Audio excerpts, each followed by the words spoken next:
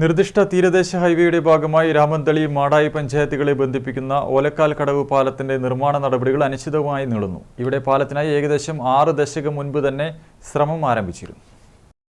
6 ദശകം മുൻപാണ് രാമന്തളി മാടായി പഞ്ചായത്തുകളെ തമ്മിൽ ബന്ധിപ്പിക്കുന്ന ഓലക്കാൽ കടവ് പാലത്തിന്റെ ഇൻവെസ്റ്റിഗേഷൻ നടപടികൾ പൂർത്തിയാക്കിയത്. നിർമ്മാണ അനുമതിക്കായുള്ള 52 ലക്ഷം രൂപയുടെ DPR സർക്കാരിലേക്ക് അന്നു തന്നെ അയച്ചിരുന്നു. എന്നാൽ ഈ എസ്റ്റിമേറ്റിനുള്ള സാങ്കേതിക അനുമതിയോ ഭരണാനുമതിയോ പിന്നീട് ലഭിച്ചില്ല. പിന്നീട് പല സന്ദർഭങ്ങളിലായി പാലത്തിന്റെ സർവേകളും മറ്റും നടത്തിയതല്ലാതെ നിർമ്മാണവുമായി ബന്ധപ്പെട്ട ഒരു തീരുമാനവും ഉണ്ടായില്ല.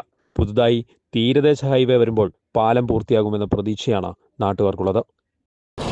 ഒന്നാം പിണറായി സർക്കാരിൻ്റെ കാലത്താണ് ഇതിൻ്റെ മുഴുവൻ ഇൻഡസ്ട്രിയൽ നടപടികളും പൂർത്തിയാക്കി, ബോറിംഗ് അടക്കമില്ലേ പൂർത്തിയാക്കി, പിന്നെ ഏതാണ്ട് ഒരു 60 കോടി ഉറുപ്പിയോളം എസ്റ്റിമേറ്റ് തയ്യാറാക്കിയിട്ടുണ്ട്.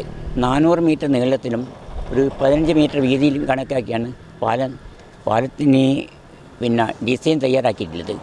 ആ ഡിസൈൻ ഡിസൈൻ അംഗീകരിച്ചോ എന്നറിയില്ല.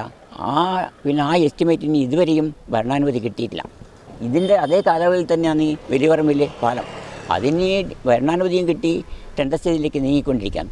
ഇതിന് ടെൻഡർ സ്റ്റേജിലേക്ക് നീങ്ങേണ്ട ഒരു നടപടികളും നടന്നിട്ടില്ല. ഇതിപ്പം നിരച്ചു എന്ന് പറഞ്ഞുകൂടാ.